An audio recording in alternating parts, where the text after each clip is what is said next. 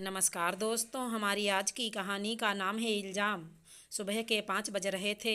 सुहानी और आशीष अपने कमरे में चैन की नींद सो रहे थे। तभी उनके कमरे के दरवाजे की ज़ोर ज़ोर से खटखटाने की आवाज़ आई। हड़बड़ाकर दोनों की नींद खुल गई।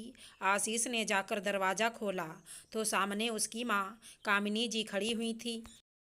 उन्हें परेशान देखकर आशीष ने पूछा, क्या बात है माँ, इतनी सुबह सुबह दरवाज़ा क्यों खटखटा रही हो?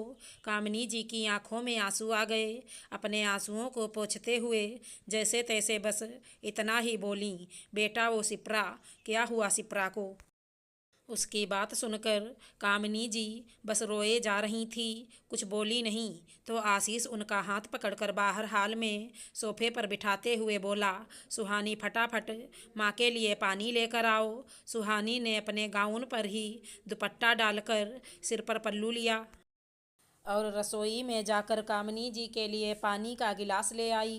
पानी का गिलास कामिनी जी को पकड़ाकर बोली, क्या बात है माँ जी, क्या हो गया दीदी को? कामिनी जी ने एक घूंट पानी पिया और गिलास एक तरफ रखते हुए आशीष से बोली, बेटा सिप्रा का फ़ोन आया था, बहुत रो रही थी। ज़रूर उसके ससुराल वालों ने उसके साथ कुछ गलत किया है। मेरा मन बहुत घबरा रहा है, जाओ उसे ससुराल से ले आओ। कामिनी जी एक ही सांस में ही सब कुछ बोलती चली गईं। अरे पर हुआ क्या है, कुछ बताया नहीं उसने? सुहानी ने पूछा। तो कामिनी जी रोते रोते ही उस पर चिल्ला पड़ी, अरे तो तू कुछ होने का इंतज़ार कर रही है क्या? मेरी बच्ची वहाँ परेशान है, रो रही है, तो तू किस चीज़ का इंतज़ार कर रही है जब उसके साथ कुछ गलत हो जाएगा? अरे माँ, तुम शांत रहो ना, तुम्हारा बीपी बढ़ जाएगा, आशीष ने कहा। तो कामिनी जी और चिल्लाते हुए बोलीं, तो बोल तेरी पत्नी को कि ये मेरी नज़रों से दूर हो जाए। मेरी बेटी के लिए हमेशा गलत ही सोचती है, इसे तो बड़ी खुशी हो रही होगी आज। आशीष ने इशारा किया तो सुहानी अंदर कमरे में चली गई। पीछे से कामिनी जी आशीष से बोलीं, बेटा तू अभी चल उसके ससुराल। मैं अपनी बच्ची को अकेला नहीं छोड़ सकती, मुझे कुछ भी ठीक नहीं लग रहा।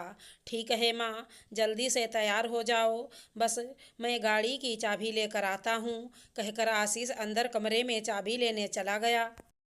पीछे से कामिनी जी भी फटाफट सूट डालकर बाहर आ गईं और दोनों उसी समय सिप्रा के ससुराल के लिए निकल गए, जो कि उसी शहर में आधे घंटे की दूरी पर था। इधर सुहानी भी अपने रोज़मर्रा के कामों में लग गई। 7 बजते बजते तो कामिनी जी और आशीष के साथ सिप्रा भी घर वापस आ चुकी थी। अभी पूरी तरह से घर में प्रवेश भी नहीं किया था कि कामिनी जी बोलीं, वो लोग ऐसा कैसे कर सकते हैं? शादी को अभी 2 महीने ही हुए हैं और आधी रात को नई बहू को अकेला घर पर छोड़कर चले गए, ऊपर से मेरी बेटी को मारा भी। समझते क्या हैं वो लोग अपने आप को? जेल की हवा ना खिला दूं तो मेरा नाम भी कामिनी नहीं। इधर सिप्रा थी कि अपने आंसू बहाए जा रही थी, आशीष दोनों को शांत किए जा रहा था। सुहानी तीनों के लिए पानी का गिलास ट्रे में रख कर ले आई और वहां रखते हुए बोली, नाश्ते में क्या बनाना है, फटाफट बता दीजिए, मुझे भी ऑफिस जाना है। नाश्ते का नाम सुनना था कि कामिनी जी गुस्सा हो गईं। ये देख लो, भला कोई बहू अपने ससुराल की हुई है क्या? यहाँ इसकी सास और ननद अपने आंसू बहा रही हैं और इसे अपने ऑफिस जाने की पड़ी है। नाश्ते में क्या बनाना है ये पूछ रही है, पर एक बार भी अपनी ननद से नहीं पूछा कि उसे क्या परेशानी है। अरे क्या परेशानी होगी, अच्छी भली तो है, सुहानी ने सिप्रा की तरफ देखते हुए कहा। उसकी बात सुनकर आशीष कुछ कहता उससे पहले ही सिप्रा गुस्से में चिल्लाने लगी, हाँ तुम्हें तो खुशी हो रही होगी कि मेरे पति ने मुझ पर हाथ उठाया, सुनकर ही तुम्हारी आत्मा को शांति मिल गई होगी। अरे ननद रानी, एक थप्पड़ ही तो मारा था, बर्दाश्त कर लेती, आखिर तुम्हारा पति परमेश्वर है वो। और वैसे भी नाश्ते के लिए तो मैं अपने पति से पूछ रही हूँ, तुम्हें क्या परेशानी हो रही है? अपने और अपनी बुढ़िया माँ के लिए नाश्ता तुम खुद बना लेना। सुहानी के कहते ही आशीष आग बबूला हो गया और चिल्लाते हुए बोला, ये क्या बकवास कर रही हो तुम सुहानी, बोलने की तमीज़ बेच खाई क्या तुमने? तुम माँ के लिए कैसे शब्द इस्तेमाल कर रही हो। देख ले बेटा, तेरे सामने ही मेरी ये इज्जत है। इसकी माँ ने कुछ सिखाया नहीं है ना, तभी तो अपनी सास के लिए ये शब्द इस्तेमाल कर रही है। कामिनी जी ने कहा तो सुहानी बोली, अरे माँ जी, मेरी माँ ने तो मुझे ये सब नहीं सिखाया है, ये तो मैंने आपसे सीखा है। क्योंकि आपने शिप्रा दीदी को यही तो सब सिखाया है। सुहानी की बात सुनकर कामिनी जी तमतमाते हुए बोली, मैं भला अपनी बेटी को क्यों सिखाने लगी, उसका घर क्यों बिगाड़ने लगी। अच्छा आपने नहीं सिखाया तो फिर तो शिप्रा दीदी से ही पूछो कि आखिर ऐसा क्या हुआ कि कंवर साहब ने इन पर हाथ उठाया। कामिनी जी और आशीष ने शिप्रा की तरफ प्रश्न भरी नज़रों से देखा तो चुपचाप नज़रें झुकाए खड़ी रही। तब सुहानी बोली, आशीष जी, जल्दबाजी में आपका फ़ोन घर पर ही रह गया था।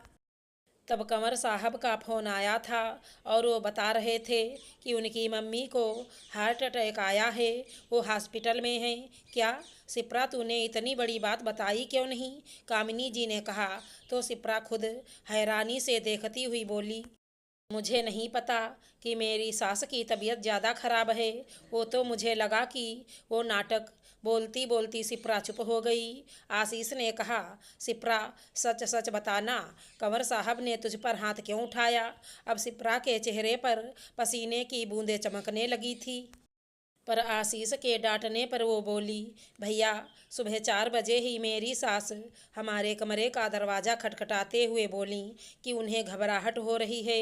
एक तो मुझे लगा कि मम्मी जी नाटक कर रही हैं और ऊपर से मेरी नींद खराब होने के कारण मेरा मूड खराब हो चुका था। इस कारण जब कंवर साहब अपनी मम्मी को लेकर हॉस्पिटल जा रहे थे तो मेरे मुंह से निकल गया कि बुढ़िया मरती है तो मर जाने दो, कम से कम चैन से तो रहेंगे। बस यही सुनकर उन्होंने पलटकर मुझे थप्पड़ मार दिया। शिप्रा की बात सुनकर आशीष को बहुत गुस्सा आया। तुझे शर्म नहीं आई इस तरह की बात करते हुए।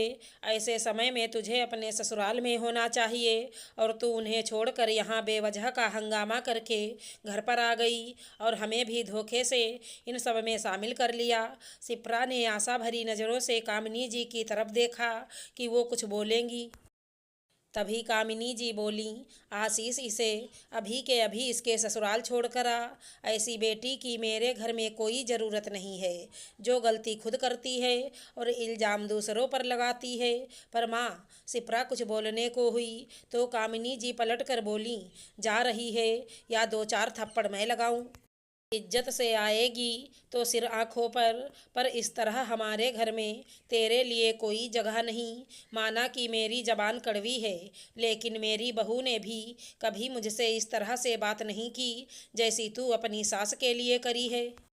आखिर कामिनी जी से इस तरह का जवाब सुनकर शिप्रा को चुपचाप आशीष के साथ अपने ससुराल रवाना होना पड़ा और उसे अच्छे से समझ में आ गया कि उसकी गलती पर कोई उसका साथ नहीं देगा। आशा करती हूँ हमारी कहानी अच्छी लगी होगी। धन्यवाद दोस्तों।